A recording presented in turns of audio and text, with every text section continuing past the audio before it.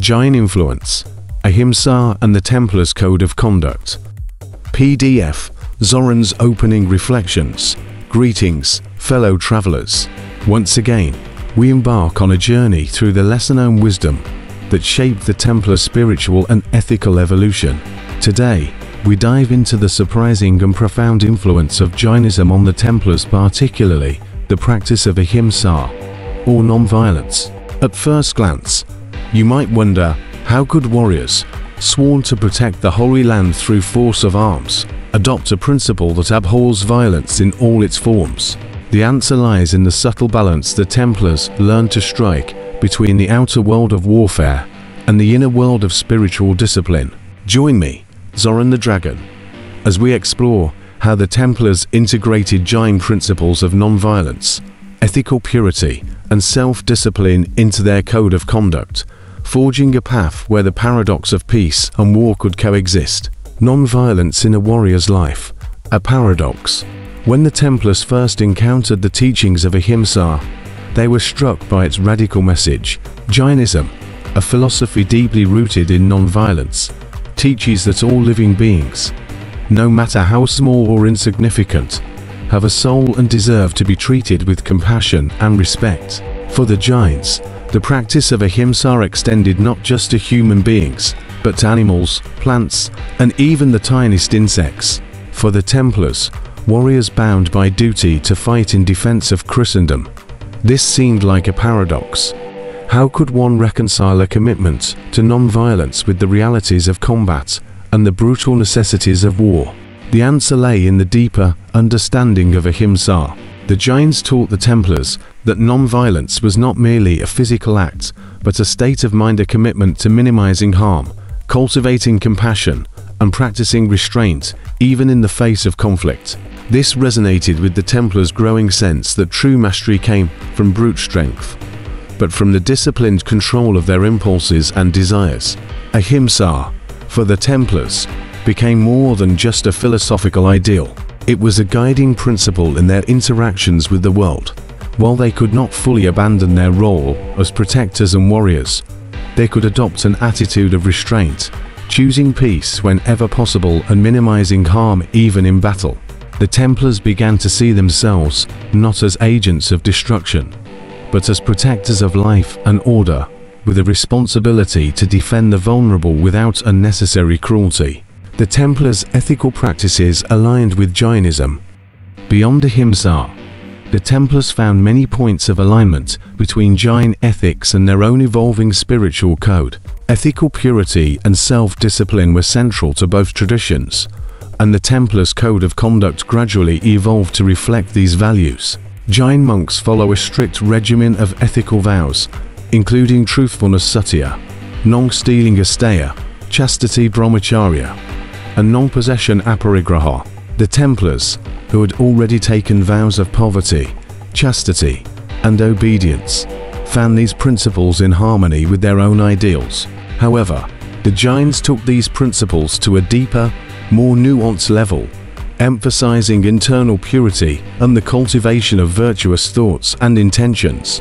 The Templars, inspired by Jain teachings, began to focus not just on their outward actions, but on the inner quality of their hearts and minds.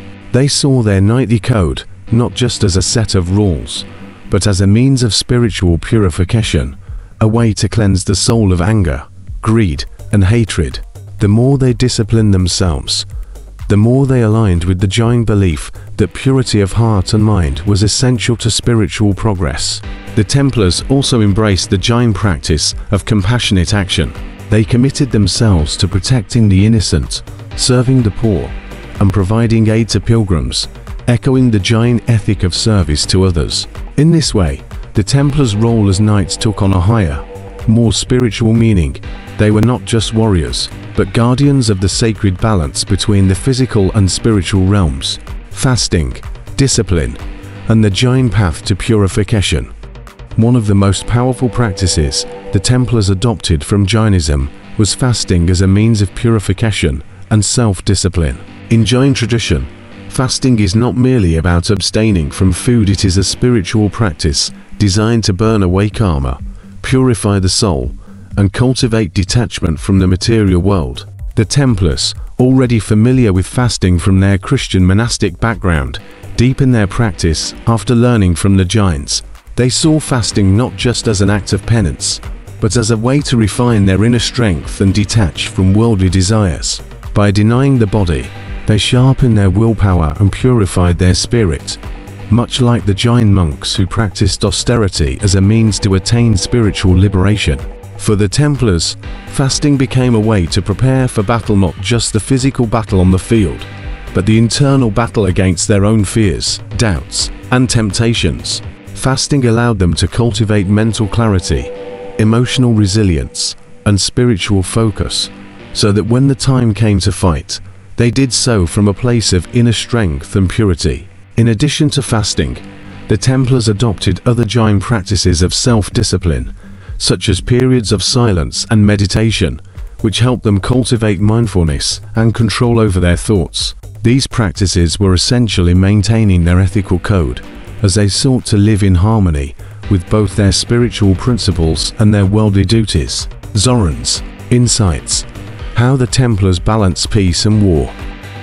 Dear seekers, this is where the paradox resolves itself. The Templars' journey was not about choosing between peace and war, it was about learning to balance both. They understood that, in a world full of conflict, peace is not always the absence of violence, but the presence of compassion, restraint, and ethical intention, even in the face of hardship. Through the influence of Jainism, the Templars learned that the warrior's path did not have to be one of endless aggression. Instead, it could be a path of discipline, service, and protection, with violence used only as a last resort and always tempered by compassion. By practicing Ahimsa, the Templars became not just warriors, but warrior monks, striving to protect life and uphold justice, while causing the least possible harm. Jain influence transformed the Templars' understanding of power.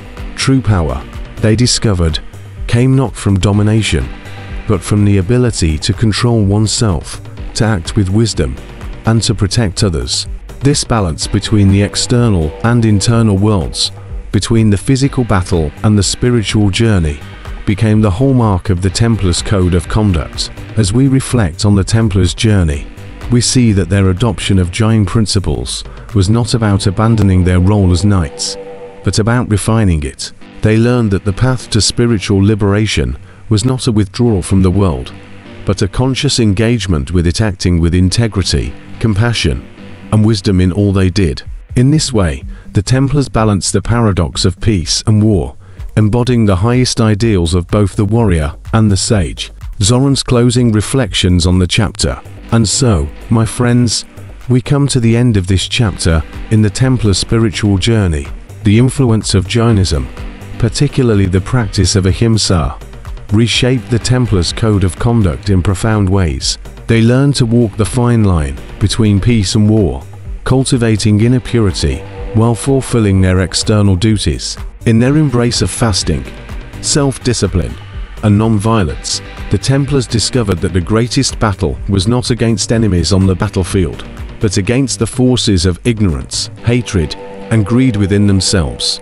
By mastering these inner challenges, they became true spiritual warriors, embodying the wisdom of both East and West. As we continue our exploration of the Templars' hidden knowledge, let us remember that these lessons are not confined to the past, they are teachings for all of us, here and now. Like the Templars, we too can learn to balance the paradox of peace and war, cultivating compassion, ethical integrity, and spiritual strength in all that we do.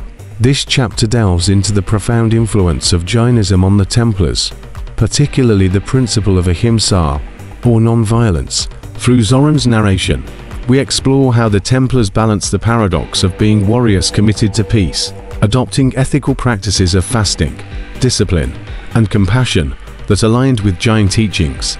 This chapter highlights the transformation of the Templars into spiritual warriors, guided by principles of non-violence and inner purity, while fulfilling their duties as protectors.